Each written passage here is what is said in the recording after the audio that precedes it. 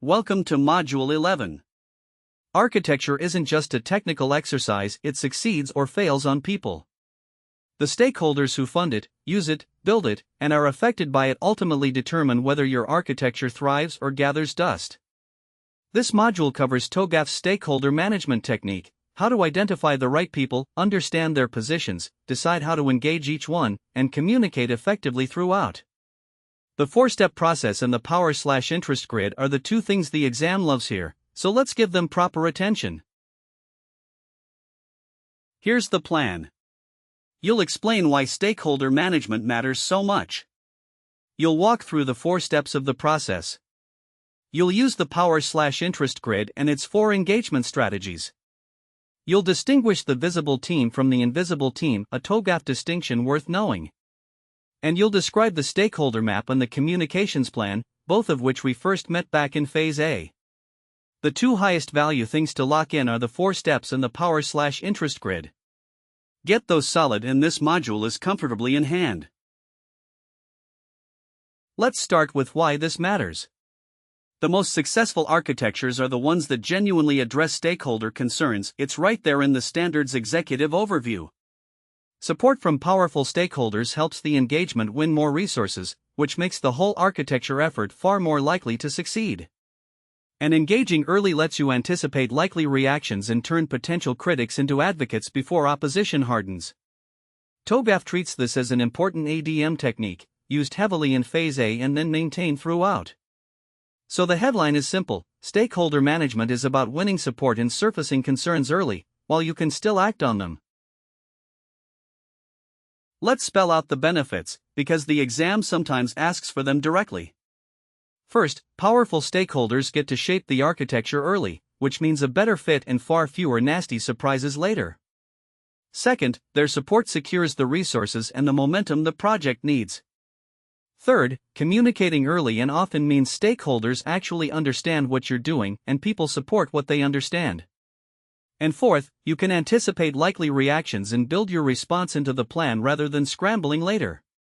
For benefits, easy to remember as a cluster: resources, early shaping, understanding, and anticipation. Each one tilts the odds toward success. Here's the core process, 4 steps, and the order is logical. Step 1, identify your stakeholders. Step 2, classify their positions, understand where each one stands. Step 3, determine your stakeholder management approach, which is where the power/interest grid comes in. And step 4, tailor your engagement deliverables to each group. So the flow is: find them, understand them, decide how to engage them, then produce the right things for them. Identify, classify, determine approach, tailor deliverables. Know that order, the exam can ask you to sequence them. Step 1, identifying stakeholders, means working out everyone who's affected by the architecture, who has influence or power over it, or who has an interest in its success or failure. TOGAF suggests a set of probing questions: who gains and who loses from this change? Who makes the decisions? Who controls the resources? Who has the specialist skills the project needs? And here's a warning the standard stresses: don't overfocus on the formal organization chart. Informal stakeholder groups and influencers can be just as powerful as the formal ones, sometimes more so. And ultimately, even when a stakeholder is an organization, you communicate with individuals, so identify the right people by name. TOGAF draws a neat distinction worth remembering. The visible team is made up of those obviously associated with the project or change, the people everyone naturally thinks of. The invisible team is made up of those who must make a real contribution for the project to succeed, but who are not obviously associated with it. Think of the providers of support services who quietly keep everything running. The lesson is that you must identify and manage both. The invisible team is easy to overlook precisely because it's invisible, and yet its members are often critical to success. So when you brainstorm stakeholders, deliberately ask, who's contributing that we're not seeing? To help you get started, TOGAF provides a sample stakeholder analysis that distinguishes 22 types of stakeholder, grouped into 5 broad categories. Now, the important caveat: this is illustrative, not prescriptive. Any particular architecture project may have more, fewer, or entirely different stakeholders, and they may fall into more, fewer, or different categories. It's a starting point to spark your thinking, not a fixed checklist to apply blindly. For the exam, the figure to remember is 22 stakeholder types in 5 categories and the understanding that it's a sample you tailor, in keeping with TOGAF's whole tailoring philosophy. Step 2 is to classify stakeholder positions to develop a genuine understanding of your most important stakeholders and record it for reference. For each key stakeholder, you capture several things: their ability to disrupt the change, their current understanding versus the understanding they'll need, their current commitment versus the commitment they'll need, and the support required from them. You're essentially assessing each person's readiness to behave supportively. The value is that it shows you the gap where someone is now versus where they need to be. So classification tracks understanding, commitment, and ability to disrupt, each measured as current versus required. That gap is what your engagement then works to close. Step 3 is where you decide how to engage. You work out each stakeholder's power, influence, and interest, and then you map them onto a power/interest grid. That grid does something clever. It doesn't just classify people, it indicates the engagement strategy to adopt for each one. It instantly reveals which stakeholders are likely to be blockers or critics, and which are likely to be advocates and supporters, so you can focus your energy on the key individuals. As the diagram shows, power runs up the vertical axis and interest runs across the horizontal, dividing stakeholders into 4 quadrants. Let's look at those quadrants, because they're prime exam material. Here are the 4 quadrants. High power and high interest puts a stakeholder in the key players quadrant. These you manage closely. High power but low interest means keep satisfied. They could derail you if they became unhappy, but they don't want the detail. Low power but high interest means keep informed. They care, and they can make useful advocates. And low power with low interest means minimal effort. You simply monitor them. The two extremes anchor it. High gets the most attention as key players, and low gets the least as minimal effort. Picture the grid and put the most important people in the top right. Let's expand each strategy, because matching quadrant to strategy is a classic question format. Key players, high power and high interest, engage them fully and manage them closely. These are your most important relationships. Keep satisfied, high power but low interest, keep them content, but don't bury them in detail they don't want. Keep informed, low power but high interest, keep them updated, because their enthusiasm makes them useful advocates who can champion your cause. And minimal effort, low power and low interest, monitor them with the least effort, but don't ignore them entirely in case their position shifts. For quadrants, for distinct strategies, learn them as pairs. Step 4 is to tailor your engagement deliverables. Here you identify the specific catalogs, matrices, and diagrams that the architecture engagement needs to produce and validate with each stakeholder group. This is where stakeholder management links straight back to views and viewpoints from Module 10. You tailor the views to each group's particular concerns. The payoff is that it lets stakeholders verify, for themselves, that the architecture initiative will actually address their concerns. So engagement deliverables are simply the artifacts and views you deliberately choose to satisfy each stakeholder group. You're not producing everything for everyone, you're producing the right things for the right people. The key output of all this work is the stakeholder map. It records, for the engagement, each stakeholder's level of involvement, their concerns, and the viewpoints that are relevant to them. We first met it back in Phase A, where it's created, and crucially, it's not a one-time artifact. The stakeholder map is updated throughout the ADM as the engagement progresses and new stakeholders come to light. So for the exam, anchor 2 facts: the stakeholder map is created in Phase A, and it's maintained across the whole cycle. It's a living document, not a snapshot you file and forget. Stakeholder management is incomplete without communication, and TOGAF's instrument for that is the communications plan, which, like the stakeholder map, comes from Phase A. The communications plan defines where, how, and when the architects will communicate with stakeholders. It targets the various affinity groupings and communities you've identified, and its purpose is to keep stakeholders engaged and informed as the architecture evolves. One specific exam fact to file away: the communications plan is developed as part of the statement of architecture work in Phase A. So the plan to talk to people is baked into the very document that authorizes the architecture work. Let's connect this module back to the last one, because they form a single chain. Stakeholders have concerns. Viewpoints are selected to frame those concerns. And views are created to demonstrate that the concerns have been addressed. Stakeholder management is what feeds this chain. It identifies the right people and establishes their priorities, so the rest of the chain has something to work with. So the full sequence reads: stakeholder management, then concerns, then viewpoints, then views. Modules 10 and 11 are really two halves of one story, the structural half and the human half. Keep them linked in your mind. When does all this happen in the ADM? Primarily in Phase A, where you identify stakeholders and build both the stakeholder map and the communications plan. But it doesn't stop there. It's updated in every phase, because new stakeholders emerge as the engagement moves forward. For instance, fresh stakeholders often surface during opportunities and solutions, or during migration planning, as the work becomes more concrete. So stakeholder management is a continuous discipline, not a one-off task. It begins in Phase A and is refreshed throughout. If a question implies it's done once and finished, that's the trap. It's an ongoing activity. Let's clear the traps.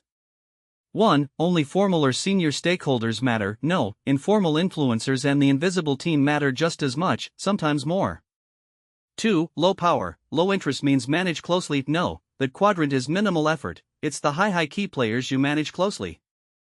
3. The stakeholder map is built in Phase G. No, it's built in Phase A. And 4. Stakeholder management is a one-time task. No, it's updated throughout the ADM. The two things to overlearn so these traps can't catch you are the 4 steps and the power/interest grid quadrants. Drill those and you're safe. Your cheat sheet. Stakeholder management has 4 steps. The sample analysis distinguishes 22 stakeholder types in 5 categories. The mapping tool is the power/interest grid. High power plus high interest equals key players, managed closely. Low power plus low interest equals minimal effort, just monitored. There are 2 team types, visible and invisible. The key output is the stakeholder map, from Phase A. And the communication tool is the communications plan, also from Phase A. Capture this card. Between the 4 steps and the grid, it covers the module's most tested facts. Let's recap. Stakeholder management wins support and ensures concerns are addressed. It's a people discipline at the heart of a technical framework. The 4 steps are identify, classify, determine approach, and tailor deliverables. The power/interest grid sorts stakeholders into key players: keep satisfied, keep informed, and minimal effort, each with its own engagement strategy. Watch carefully for the invisible team and for informal influencers. And both the stakeholder map and the communications plan originate in Phase A and are maintained throughout the ADM. People first, then the architecture serves them well. 2 quick memory hooks. For the 4 steps, remember ICDT: identify, classify, determine approach, tailor. And for the grid, remember power up, interest across, so the top right corner, high power and high interest, is always your key players, and it always gets the most attention. ICDT for the steps, top right for the most important people. Those 2 little anchors will carry you through almost every stakeholder question the exam can ask. Simple, but they hold up well when the pressure is on. So where to next? Notice how much of what we've discussed, stakeholder agreements, the contracts that bind delivery teams, the compliance that keeps everyone honest, ultimately sits under one umbrella: architecture governance.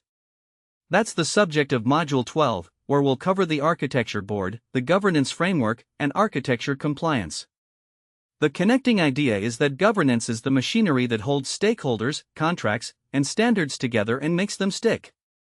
Having looked at the people, we now look at how their agreements are enforced. On to governance. A quick self-check. From memory, can you list the 4 steps in order? Can you draw the power/interest grid and correctly label all 4 quadrants with their strategies? Can you define the invisible team? And can you say which phase first produces the stakeholder map? If the grid feels at all uncertain, go back and rewatch slides 11 and 12, the quadrants and their strategies. That grid is the single most likely thing to appear from this module, and it's very answerable once the 4 labels are second nature. Take a moment to picture it now.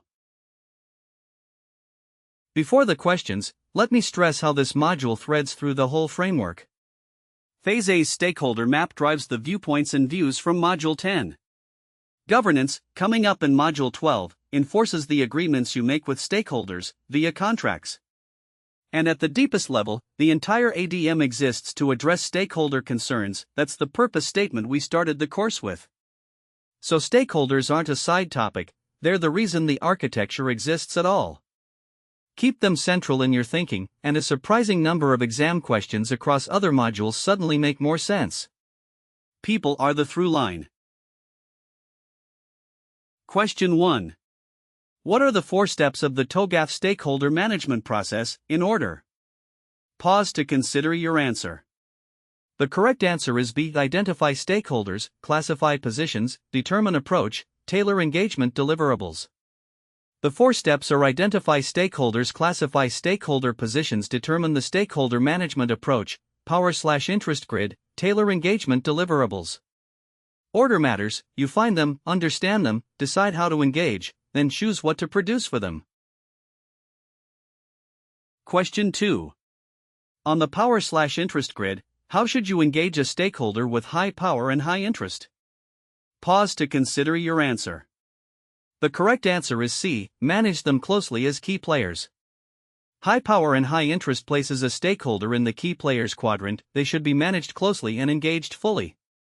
High power but low interest means keep satisfied, low power but high interest means keep informed, low means minimal effort.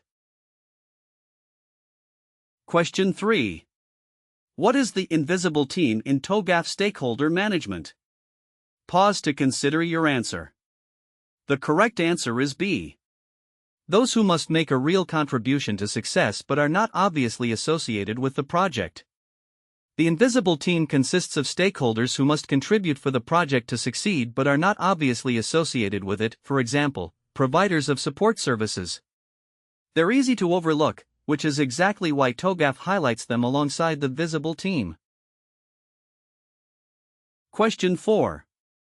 In which ADM phase is the stakeholder map first created? Pause to consider your answer. The correct answer is B. Phase A, Architecture Vision. The stakeholder map is first produced in Phase A, as part of identifying stakeholders and their concerns. It is then updated throughout the rest of the ADM as new stakeholders emerge. Question 5. When classifying stakeholder positions, which factors does TOGAF suggest recording for each key stakeholder? Pause to consider your answer. The correct answer is B. Ability to disrupt, current versus required understanding, current versus required commitment, and required support. Classifying positions records each key stakeholder's ability to disrupt the change, their current versus required understanding, their current versus required commitment, and the required support. This reveals where you need to move each stakeholder from where they are to where they need to be.